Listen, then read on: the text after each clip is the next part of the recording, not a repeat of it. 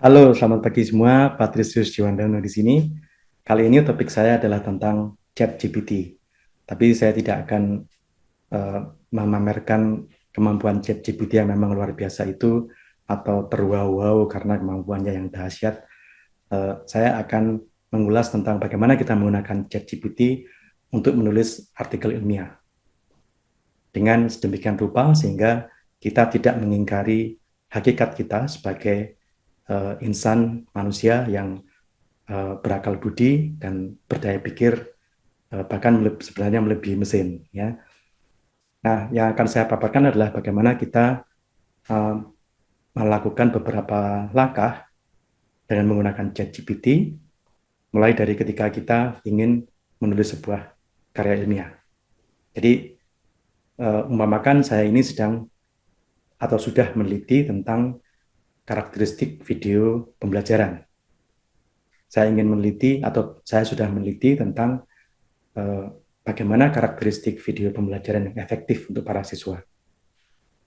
Nah, selanjutnya saya harus menuangkan laporan itu ke dalam sebuah artikel. Nah, saya juga akan meminta bantuan ChatGPT untuk menyempurnakan esai saya itu. Nah, seperti apa langkahnya? Mari kita simak sajian saya.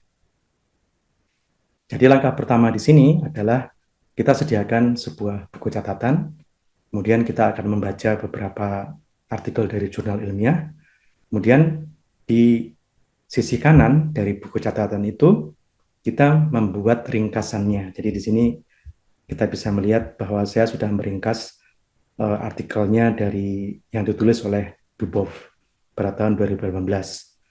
Ini adalah ringkasan yang saya buat dari Dubov ini. Ya, jadi Dubov menemukan bahwa murid cenderung menyerap isi video yang diselingi dengan animasi menarik dengan lebih baik. Kemudian saya membaca paper lainnya oleh Gretchen tahun 2020 yang menemukan sebaliknya. Ya, jadi isinya yang sebelah kanan ini berupa ringkasan saja. Kita menuliskan ringkasan dari apa yang sudah kita baca dari sebuah artikel di jurnal ilmiah atau dari sebuah textbook. Ya. Kemudian berikutnya adalah saya menyarikan juga pendapat dari Mayer tahun 2010.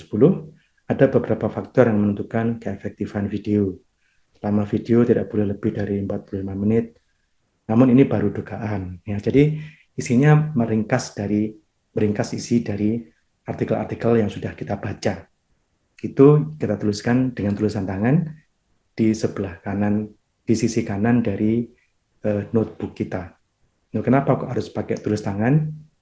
Ya, supaya kita terlatih mengemukakan atau meringkas intisari dari sebuah wacana, dan pada saat yang sama kita juga melatih otak kita untuk memprosesnya dengan lebih sistematis begitu ya. Ya, Anda mungkin bisa berargumen, wah tapi kalau pakai MS Word kan juga lebih cepat. Ya oke lah, itu bisa tergantung pada pendapat masing-masing orang ya. Tapi yang saya sarankan di sini, seperti juga yang disarankan oleh uh, pembawa teknik ini atau orang yang mengajukan teknik ini namanya Mustaq Bilal, ya. Beliau juga menyarankan untuk menulis tangan dan tidak menggunakan MS Word atau komputer. Ya. Nah, kemudian di sisi sebelah kiri itu kita akan menuliskan gagasan yang berlangsung di benak kita, di pikiran kita ketika kita meringkas dan membaca berbagai artikel itu. Jadi gagasan yang kita punyai itu dituliskan di sebelah kiri. Ya, tentunya yang berhubungan dengan ini ya. Jadi di sini saya melihat atau saya mencatat jika animasi bukan faktor utama dalam menarik minat siswa untuk belajar, mungkin durasi videolah yang lebih penting. Analisis bagian data mengindikasikan hal ini. Jadi ini adalah apa yang muncul di benak saya, apa yang saya pikirkan ketika saya membaca dan meringkas artikel-artikel dari ketiga penulis ini. Ya, jadi yang sebelah kiri khusus untuk menampung catatan tentang pikiran kita, tentang gagasan yang muncul di pikiran kita. Oke, jadi ini contohnya hanya dua, tapi dalam kenyataannya bisa berlembar-lembar ya. Jadi yang sebelah kanan selalu untuk meringkas tulisan atau intisari dari berbagai artikel ilmiah, yang sebelah kiri itu untuk mencatat pikiran kita sendiri. Ya, demikian seterusnya sampai banyak sekali. Ini bisa berlembar-lembar ya. Nah, kemudian apa yang kita lakukan dengan ChatGPT? Nah, sekarang kita gilirannya untuk membuat ChatGPT beraksi. Nah, mari kita saksikan hasil dari pengolahan ChatGPT untuk naskah saya atau draft saya ini. Nah, pada layar ini saya tunjukkan apa yang dikemukakan atau apa yang dihasilkan oleh ChatGPT ketika saya memasukkan instruksi ini. Ya, jadi perhatikan instruksinya, buatlah sebuah essay dari poin-poin sebagai berikut. Nah, ini tadi yang mulai dari tanda petik pembuka sampai tanda petik penutup ini adalah catatan semua catatan yang tadi sudah saya catat di notebook saya tadi. Jadi semuanya saya pindahkan ke sini.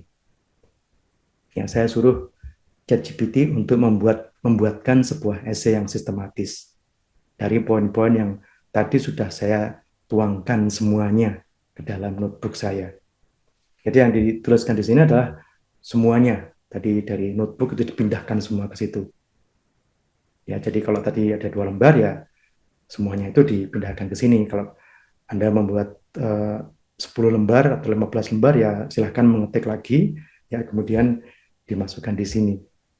Waduh kok jadi kerja 2 kali? Ya itu ada maksudnya ya. Kalau menurut Pak Dr. Mustaq Bilal tadi tindakan seperti ini yaitu mencatat dengan tangan kemudian menulis lagi itu sedikit banyak membuat otak kita tidak mati, tidak statis begitu saja. Jadi kita masih tetap bisa melakukan pekerjaan processing dengan menggunakan kekuatan otak kita sendiri. Ya. Nah, setelah itu, setelah saya suruh dia untuk menyusun essay, maka inilah hasilnya.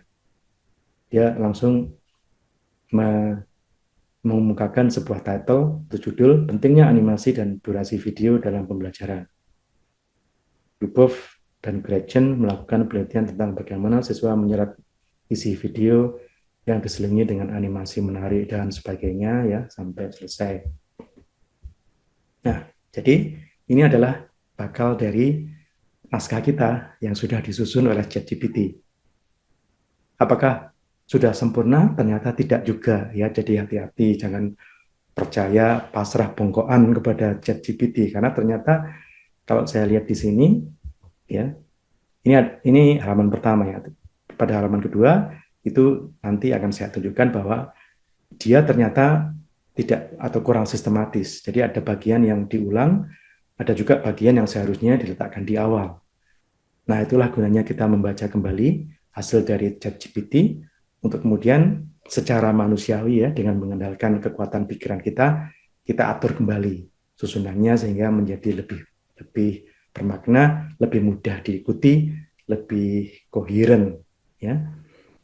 Nah, saya akan menunjukkan slide saya berikutnya yaitu lanjutan dari apa yang ditulis oleh ChatGPT ini. Ya, ini adalah layar berikutnya. Jadi kalau kita baca, nah kita lihat di sini pada paragraf ini, ternyata dia menuliskan satu paragraf yang kalau menurut saya itu kurang pas. Seharusnya paragraf itu ditaruh di bagian pendahuluan. Ya, kita baca isinya. Dalam era digital seperti sekarang ini, video pembelajaran dapat menjadi alternatif yang efektif dalam pembelajaran jarak jauh. Namun, agar video pembelajaran efektif, kita perlu memperhatikan beberapa faktor seperti durasi video dan sebagainya dan sebagainya. Nah, ini sebenarnya tidak tepat kalau dia tahu-tahu nongol di tengah essay. Dia seharusnya menjadi pembukanya atau pengantarnya. Nah, disitulah letak kita sebagai manusia yang berpikir, kita harus cermat menemukan kelemahan dari ChatGPT. Ternyata ada bagian yang tahu-tahu nongol begitu saja atau bagian yang kurang nyambung atau kurang sistematis. Nah, di situ kita bisa mengolah kembali, kita bisa menata kembali, menata ulang paragraf itu dimasukkan ke bagian atau segmen yang tepat. Ya, jadi dalam hal itu kita tidak sepenuhnya menyerahkan kepada ChatGPT, tapi masih menggunakan kekuatan daya pikir kita sendiri sebagai manusia untuk menghasilkan essay yang baik. Namun secara umum kita bisa melihat betapa powerfulnya, ya, betapa sangat membantunya ChatGPT di dalam mengolah sebuah essay. Yang perlu kita umpankan adalah catatan kita, ringkasan tentang artikel-artikel ini yang sudah kita baca maupun jalan pikiran kita sendiri, kita umpankan kepada ChatGPT, kemudian kita minta dia untuk susunlah sebuah essay yang baik. Nah, begitu hasilnya jadi, hanya dalam waktu sekian detik ya, kita harus baca ulang. Kita harus cermat bahwa ternyata ChatGPT juga tidak sepintar itu ya, kadang-kadang ada bagian-bagian yang kurang sempurna. Nah, itulah peran kita sebagai manusia untuk kemudian menata ulang, mungkin juga menghapus, memodifikasi beberapa bagian dari teks itu. Nah, setelah selesai, kemudian apa reaksi dari rekan-rekan Anda atau mungkin lembaga Anda? Wah, Anda curang. Anda menggunakan bantuan ChatGPT untuk menulis sebuah artikel ilmiah. Curang itu namanya, cheating. Loh, di mana letak cheatingnya ya? Kan gagasannya dari saya sendiri. Gagasan penelitian itu, pengambilan datanya juga dari saya lakukan sendiri.